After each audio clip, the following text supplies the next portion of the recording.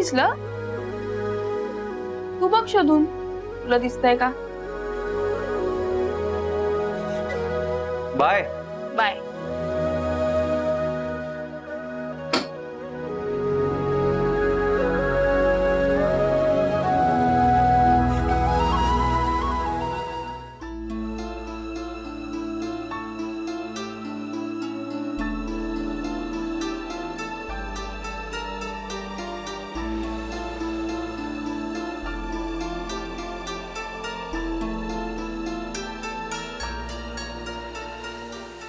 बच्चू,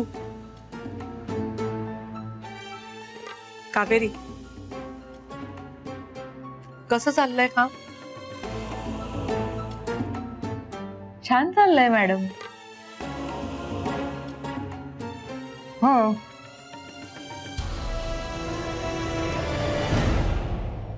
बच्चू, तू अपनी सिस्टीम कावेरीला नीट समजावून सांगितली होतीस का? म्हणजे कॅफेज मधनं पैसे कसे गोळा करायचे, त्याचा हिशोब कसा ठेवायचा, ते कसे मांडून ठेवायचे आणि नंतर बँकेत कसे जमा करायचे, सगळं. हो, सांगितलं होतं. अगं पण काय झालंय? झालं काही नाहीये,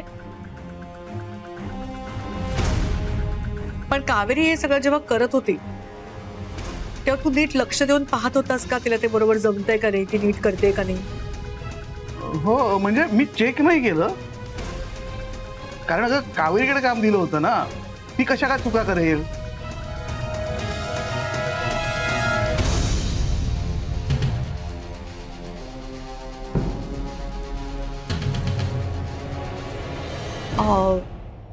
कावेरी, तुझ्या हाताखालचे जे 5 कॅफेज आहेत ना, त्याचं काम सध्या मी पाहणार आहे.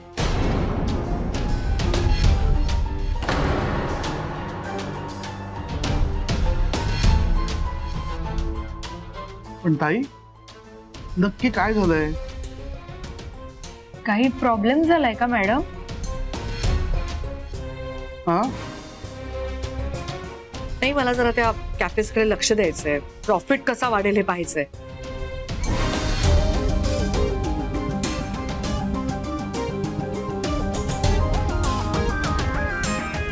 ठीक, या मग.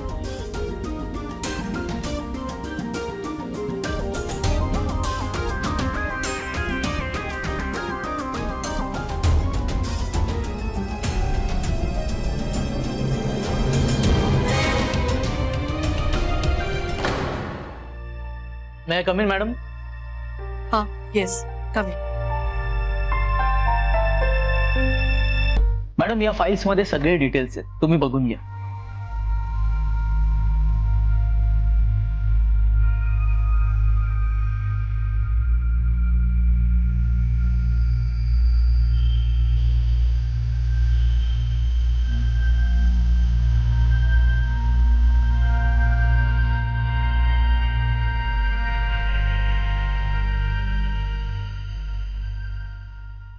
पाचपुते, हा मॅडम.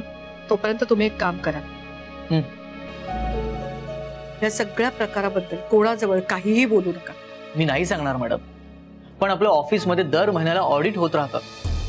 त्या ऑडिट मध्ये हे सगळं कळेलच.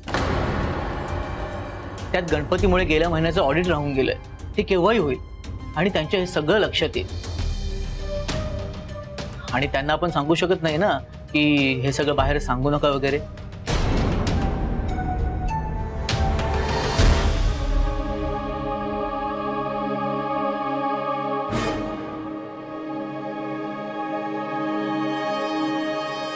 मॅडम, मला असं वाटतं आपल्या एका कॅफेची खूप मोठी रक्कम दुसरीकडे वळवली गेली आहे आणि हे काम फक्त कावेरीच करू शकते.